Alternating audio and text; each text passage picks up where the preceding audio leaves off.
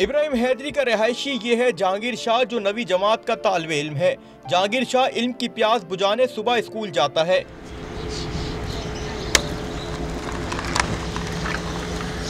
School سے واپس آنے کے بعد جہانگیر شاہ ماموں کی دکان سے سموسے لیتا ہے اور لانچوں میں فروخت کرتا ہے۔ گرم گرم سموسے ایک بار کھاؤ پھر بار بار آؤ۔ جہانگیر شاہ کا کہنا ہے کہ اسے پڑھنے لکھنے کا بہت شوق ہے، تاہم اسے بہت سے مسائل کا سامنا ہے۔ مجھے بہت شوق ہے پڑھنے کا، بہت شوق ہے، لیکن کوئی ہیلپ نہیں کرتا ہماری۔